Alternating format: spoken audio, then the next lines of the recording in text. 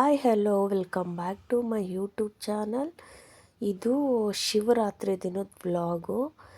ಲೇಟಾಗಿ ಅಪ್ಲೋಡ್ ಮಾಡ್ತಾ ಇದ್ದೀನಿ. ನಾನು ಹಿಂದಿನ ದಿನವೇ ಎಲ್ಲ ಕೆಲಸನೂ ಮಾಡ್ಕೊಂಡು ಮಲಗೋಷ್ಟರಲ್ಲಿ 12 ಆಯಿತು. ಬೆಳಿಗ್ಗೆ ಎದ್ದು ನಾನು ಸ್ನಾನ ಮಾಡಿಕೊಂಡು ದೇವ್ರ ಮನೆ ಎಲ್ಲ ಕ್ಲೀನ್ ಮಾಡ್ಕೊಂಡು ನೀಟಾಗಿ ದೇವ್ರ ಸಾಮಾನು ಬೆಳಗ್ಬಿಟ್ಟು ಪೂಜೆ ಮಾಡೋಣ ಅಂತ ರೆಡಿ ಮಾಡ್ಕೋತಿದ್ದೀನಿ.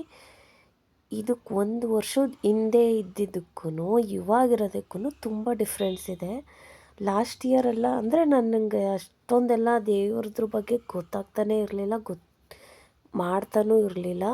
ಬಟ್ ಇವಾಗ ನಿಜವಾಗ್ಲೂ ದೇವರು ಅಂತ ಅಂದರೆ ಎಷ್ಟು ಇಷ್ಟ ಅಂತ ಅಂದರೆ ದೇವ್ರ ಪೂಜೆ ಮಾಡೋದು, ದೇವ್ರಿಗೆ ರೆಡಿ ಮಾಡೋದು ತುಂಬ ಇಷ್ಟ ಆಯ್ತೈತೆ. ಅಷ್ಟೊಂದು ಅಂದರೆ ಎಲ್ಲ ಥರನೂ ಹಬ್ಬ ಮಾಡಬೇಕು, ನಾನು ಎಲ್ಲ ಥರ ಪೂಜೆನೂ ತಿಳ್ಕೊಂಡು ನಾನು ಮಾಡಬೇಕು ಅನ್ನೋದು ಆಸೆ ಆಗುತ್ತೆ.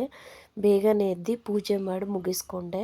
ಪಾಪು ಯಾಕೋ ತುಂಬ ಒಂದು ಸತಿ ಚೆನ್ನಾಗಿರ್ತಾನೆ, ಒಂದು ಸತಿ ಸಣ್ಣ ಆಗ್ಬಿಡ್ತಾನೆ. ಇದೇ ಥರ ಆಗ್ತಿದ್ದಾನೆ. ಬರೀ ಡ್ರೈ ಫ್ರೂಟ್ಸ್ ಕೊಟ್ಟರೆ ಅವನು ಕೆಲವೊಂದು ತಿಂತಾನೆ, ಕೆಲವೊಂದು ತಿನ್ನಲ್ಲ. ಅದಕ್ಕೆ ಈ ಥರ ಸ್ಮೂದಿ ಥರ ಮಾಡಿಕೊಂಡು ನಾನು ಕೆಲವೊಂದು ಟೈಮ್ ಬ್ರೇಕ್ಫಾಸ್ಟ್ ಮಾಡಲ್ಲ. ಹಾಗಾಗಿ ನಾನು ಅದ್ರ ಜೊತೆ ಅವನಿಗೂ ಮತ್ತು ನಮ್ಮ ಮನೆಯವರಿಗೆ ನಾವು 3 ಜನನೂ ಕೆಲವೊಂದು ಟೈಮ್ ಅದನ್ನೇ ಕುಡಿತಿದ್ದೀವಿ. ಒಂದಿನ ಬಿಟ್ಟು ಒಂದಿನ ಮಾಡ್ತಿದ್ದೀನಿ. ಅದಾದಮೇಲೆ ಇವತ್ತೊಂದು ದಿನ ರೈಸ್ ಐಟಮ್ ತಿನ್ನಬಾರ್ದು ಅಂತ ಹೇಳಿದ್ರು. ಕೆಲವೊಂದು ನಂಗೆ ಗೊತ್ತಿಲ್ಲ ಅನ್ನೋದನ್ನು ಇನ್ನೊಬ್ರನ್ನ ಕೇಳಿ ಮಾಡ್ತಿದ್ದೀನಿ.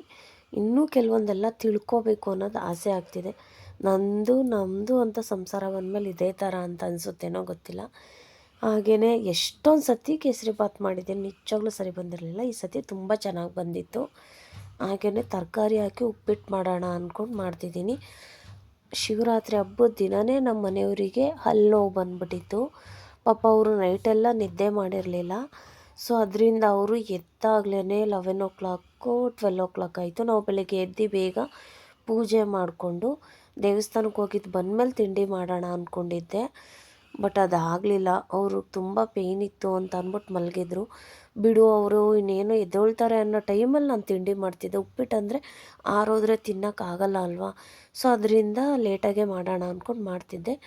ಹಾಗೆಯೇ ಬೆಳಗ್ಗೆಯಿಂದ ದೇವಸ್ಥಾನಕ್ಕೆ ಹೋಗೋಕ್ಕಾಗಲಿಲ್ಲ. ಅವ್ರಿಗೆ ಶಾಪಿಗೆ ತೋರಿಸ್ಕೊಂಡು ಬಂದಮೇಲೆ ಸಂಜೆ ಪೂಜೆ ಮಾಡಿಬಿಟ್ಟು ಇಲ್ಲೇ ಪಕ್ಕದಲ್ಲಿ ಒಂದು ದೇವಸ್ಥಾನ ಇದೆ ಈಶ್ವರಂದು, ಅಲ್ಲಿಗೆ ಹೋಗಿದ್ದು ದೇವಸ್ಥಾನಕ್ಕೆ ಬಂದೆ. Thank you for watching.